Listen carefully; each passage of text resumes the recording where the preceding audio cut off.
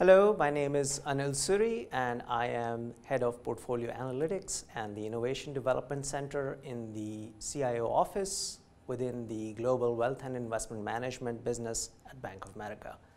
Today I want to talk to you about three very important topics. First is an overview of our collaboration with the EDHEC-Risk Intitute on developing a very robust framework for goals-based investing, which then serves as the foundation for the EDHEC Princeton goals-based indices. Second, I want to talk to you about some of the key insights that have been derived from this body of work.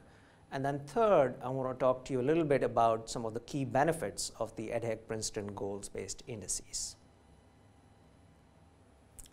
Our collaboration with the EDHEC-Risk Institute began in 2014 with the sponsorship of a research chair dedicated to developing a rigorous conceptual framework for goals-based investing. This particular framework resulted in novel insights about the levers available in risk and investment management in a goal-centric framework. We wrote about these levers, the three specific levers being diversification, hedging, and insurance, and how these could be woven together coherently was spelled out in a very technical white paper that we published in 2015. Subsequently, our work efforts have continued to figure out the best and most practically relevant ways of applying this framework for the benefit of investors. This has been a very fruitful body of work for all stakeholders involved. From an investment practitioner perspective, we at Bank of America have been leaders in the field of goals-based investing for well over a decade. However, we are constantly looking for new approaches on how to innovate in this arena to provide even more rigorous and more robust investment advice to our clients built on a very solid conceptual foundation. And the body of work with EDHEC certainly represents such an effort. Equally, this has been a very rapidly evolving area from an academic and conceptual perspective over the last decade, and certainly needs a very strong intellectual foundation on which to build. We believe that both the conceptual advances that have been made as well as some of the practical work that you will see represent the best of both those perspectives, which is the academic rigor combined with very useful practical investment expertise. The EDHEC Princeton goals-based indices represent a practical application of this framework, and we believe are very well positioned to provide very sound and rigorous advice to investors. We are very pleased to provide the sponsorship for the research behind the EDHEC Princeton goals-based indices. This practical application has expanded the working group to now include a world-renowned research university, namely Princeton University, which is an excellent new development. When we think about all the different people involved in creating the conceptual as well as practical underpinnings of these new indices, we believe we have brought together the best the world has to offer in terms of intellectual rigor as well as investment expertise to bear upon the very tough but crucially relevant problem of financially preparing for retirement in the current environment. Let me now turn to the three key insights that one can derive from the body of work we've done related to goals-based investing.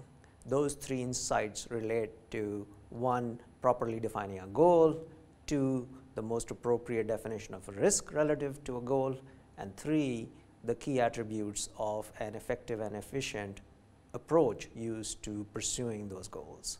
So let me first start with talking about an appropriate and usable definition of a goal. Properly defined and personally meaningful financial goals can always be mapped to what we call SMART goals. SMART goals is an acronym that was coined by G.T. Dolan in 1981 in an article in the journal Management Review, SMART is used as an acronym, with each alphabet in that acronym standing for a specific attribute. And the various attributes are S for specific, M for measurable, A for achievable, R for relevant, and T for time bound. A well-defined and personally meaningful financial goal will have all 5 of these attributes. Such a SMART goal can always be wrapped into a wealth goal or an income goal. Wealth goals are typically one-time desired cash flows, and income goals are recurring desired cash flows. So that kind of, from a high-level perspective, specifies what a goal is, which then leads us to the second key insight, which is how to define risk relative to a goal in the goals-based investing framework. The most generally applicable definition of risk was developed by the International Standards Organization, and effectively it boils down to something like the effects of uncertainty on objectives. This is a domain-free definition of risk, which is very broadly applicable. When it comes to investing, and in particular goals-based investing, it's very useful directionally to think about risk as only something that has an undesirable effect on the achievement of the goal.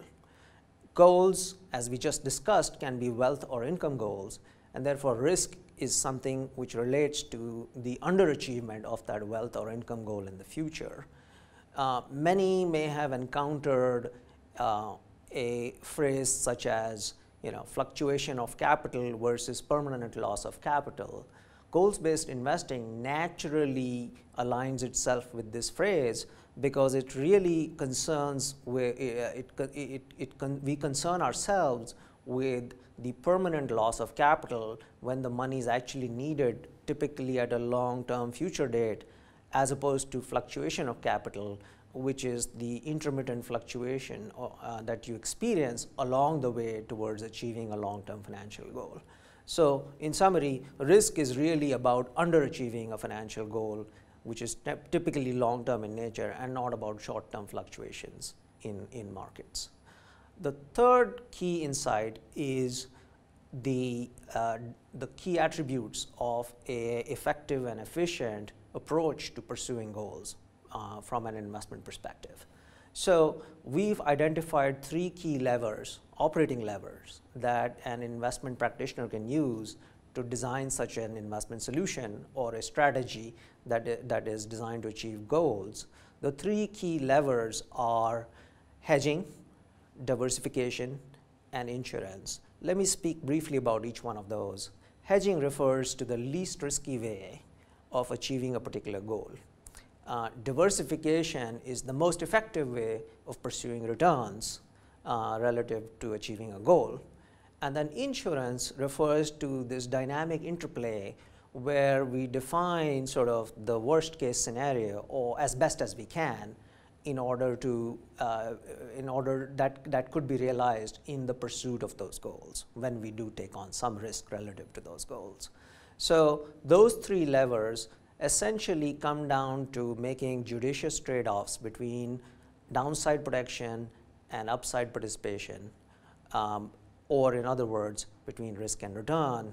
When we do this in a goals-based investment strategy, we have to always keep in mind that the most appropriate definition of risk is about underachievement of financial goals, which are specific desired future cash flows, and also the most appropriate and effective way of achieving returns is to invest in compensated sources or factors of return and not to put money in uncompensated sources of return. Let me now turn to some of the key benefits of the EDHEC Princeton goals-based indices. From an investor's perspective, the EDHEC Princeton goals-based indices show how to prudently take on a calculated amount of financial risk while improving the chances of achieving a financial goal, especially when compared to other approaches. Specifically, in the retirement context, the EDHEC Princeton goals-based indices show that how to pursue a wealth or income goal while controlling the underperformance one could experience relative to achieving such a target. All of this, of course, while respecting the investor's risk tolerance and despite their often tight financial budgets. From an investment practitioner's perspective, the EDHEC Princeton goals-based indices demonstrate an innovative yet practical approach to designing a very goal-centric but risk-controlled investment solution with three distinct benefits. The first benefit is that such a solution would clearly be in the client's best interest because it's all about pursuing a financial goal which is personally meaningful for the client. Second, these strategies based on this approach have the potential to be far more efficient and effective than comparable traditional approaches. For example, in the retirement context, we demonstrate how such an approach would outperform a conventional glide path based target date approach on a variety of different metrics. And finally, the third distinct advantage is that such an approach leverages the investment practitioner's existing expertise in investing across multiple asset classes with only a moderate amount of additional innovation. So in sum, when you look at all these three distinct advantages from an investment practitioner's perspective, this is a very compelling road to explore and to use in practice to help clients achieve their personally meaningful financial goals. From both an investment practitioner's perspective as well as an end investor's perspective, the EDHEC goals-based indices represent an important proof of concept. They are completely transparent, they are completely rules-based, and most importantly, the index-based results are available almost in real time for a very practical and useful demonstration of this concept, which is very rigorous from an intellectual perspective, but also very useful and practical for all key stakeholders involved. I hope you will take the opportunity to explore the website and learn more about this great body of work. Thank you very much.